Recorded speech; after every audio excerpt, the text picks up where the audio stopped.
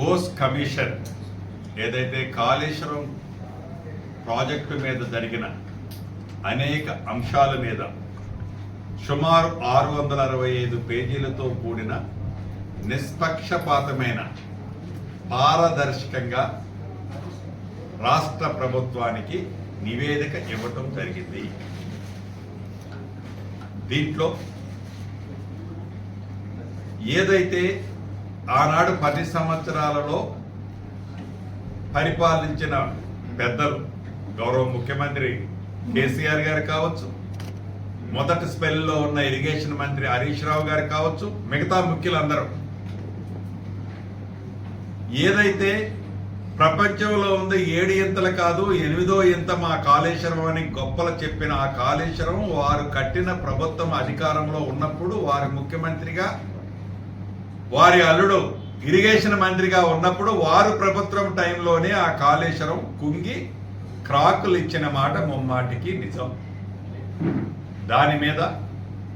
లక్షల కోట్లు తెలంగాణ రాష్ట్ర పేదోళ్ల సొమ్ము దుర్వినియోగం చేసిన సందర్భంగా నిజాన్ని నిగ్గతీయాలని, నిజాన్ని తెలంగాణ రాష్ట్ర ప్రజలకు చెప్పాలని చెబుతాము అని ఎన్నికల తర్వాత ప్రభుత్వం అధికారంలోకి వచ్చిన తర్వాత ఈ కమిషన్ను వేసిన తర్వాత సుమారు 150 మంది పైచిలకు రాజకీయ నాయకుల్ని, ఆనాడు అధికారంలో ఉన్న నాయకుల్ని, ఆనాడు అధికారంలో ఉన్న అధికారుల్ని, ఆనాడు అధికారంలో ఉన్న ఆ కాంట్రాక్ట్ చేసిన ఏజెన్సీలని 1 to 1 గోస్ట్ కమిషన్ పూర్తిగా విచారించి ఇచ్చిన రిపోర్ట్ అది. ఆ రిపోర్టులో ఆనాడు ఇది 8వ ఇంత కట్టింది నేనే, దీనికి కర్త కర్మ క్రియ నేనే అని చెప్పిన కేసీఆర్ గారి మాటలని వారే కట్టారు, వారు ఉద్దేశపూర్వకంగానే ఇది చేశారు, వారి సూచనలు సలహాలతోనే ఇది ఇలా జరిగింది, దీనికి కారకులీరు, వారి మామ కళ్ళలో ఆనందం ఏదైతే చూడాలని వీరు తాపత్రయపడ్డారో దాన్ని అదే బాడీ లాంగ్వేజ్ కాకపోయినా దానికి కొంచెం అటుగా ఇటుగా సుమారు ఒక 20 సార్లు ఆనాటి ఇరిగేషన్ మంత్రి హరీష్ రావు గారి పేరు, ఆనాటి ముఖ్యమంత్రి కేసీఆర్ గారి పేరు ఒక 32-33 సార్లు ఈ 665 పేజీల్లో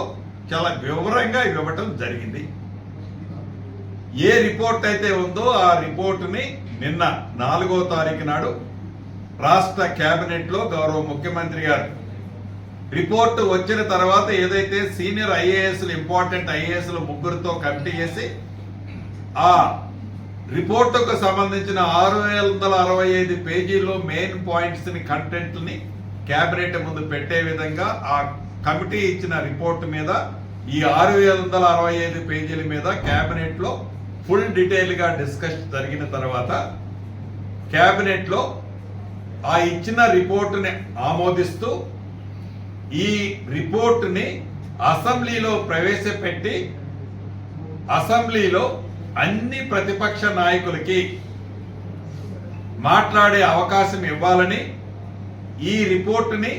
తెలంగాణ రాష్ట్ర ప్రజలకే కాదు దేశ ప్రజలకి కూడా తెలియచేయాల్సిన అవసరం ఉందని కేబినెట్ నిర్ణయించి అదే మాటలు గౌరవ ముఖ్యమంత్రి రేవంత్ రెడ్డి గారు నిన్న మీడియా మిత్రుల ముందు చెప్పటం జరిగింది. ఈ రోజు నిన్ననో మొన్ననో ఏదైతే బీఆర్ఎస్ మిత్రులు చెప్పిందే చెప్పి పాడిందే పాడి అబద్ధాన్ని నిజంగా, నిజాన్ని అబద్ధంగా చిత్రీకరించాలని తాపత్రయపడుతూ ఏ రిపోర్ట్ అయితే వచ్చిందో ఆ రిపోర్టు వచ్చిన దగ్గర నుంచి భయభ్రాంతులకి గురవుతూ ఏదో ముందుకు ముందే ఊహించుకుంటూ వారు అవాక్కులు చవాక్కులు ఏవైతే పేలుతున్నారో, ఏవైతే మేము కేంద్ర ప్రభుత్వం నుంచి 11 పర్మిషన్లు ఉన్నాయి ఈ కాళేశ్వరం కట్టడానికి, కేబినెట్ అప్రూవల్ ఉంది, కేబినెట్ అప్రూవల్ ఉన్నది అనేది కూడా ఎంత పచ్చి భూతో ఆ 11 అప్రూవల్స్ అంతే ఉన్నాయి. వారు వేసిన హై పవర్ కమిటీ సీనియర్ ఇంజనీర్లతో వేసిన రిపోర్టుని ఎవరు దాచిపెట్టారో, ఎందుకు దాన్ని డిస్ప్లే చేయలేదో అనేక అంశాలు రేపు అసెంబ్లీ సాక్షిగా డిబేట్కి వస్తాయి. చివరగా ఒకటి చెప్పదలుచుకున్నాను. ఈ ప్రభుత్వం ఎవరి మీద కోపం లేదు. ఉద్దేశపూర్వకంగా ఎవరిని ఇబ్బంది పెట్టాలని ఈ ప్రభుత్వం ఆలోచన కానే కాదు. ఈ ప్రభుత్వం పేదోడి పక్షాన పోరాటం చేసే ప్రభుత్వం, పేదోడికి అండగా ఉండే ప్రభుత్వం. ఏ కాళేశ్వరంలోనైతే లక్షల కోట్లు అవినీతి జరిగింది అని మొదటి నుంచి మా నాయకులు రాహుల్ గాంధీ గారు కానీ, ఆనాటి పిసిసి అధ్యక్షులు, ఈనాటి ముఖ్యమంత్రి గారు రేవంత్ రెడ్డి గారు కానీ, ఉత్తమ్ కుమార్ రెడ్డి గారు కానీ, భట్టి గారు కానీ, మిగతా మిత్రులు చెబుతున్న విధంగా ఈ రిపోర్టుని తెలంగాణ ప్రజలు ప్రతి పేదవాడికి తెలిసే విధంగా అసెంబ్లీని వేదిక చేసుకొని తెలంగాణ రాష్ట్ర ప్రజల అభిప్రాయాలకు అనుగుణంగా చట్ట పరిధిలో నిర్ణయాలు అసెంబ్లీ సాక్షిగా తీసుకోవడం జరుగుతుందని కూడా మీ ద్వారా తెలియజేస్తున్నాం.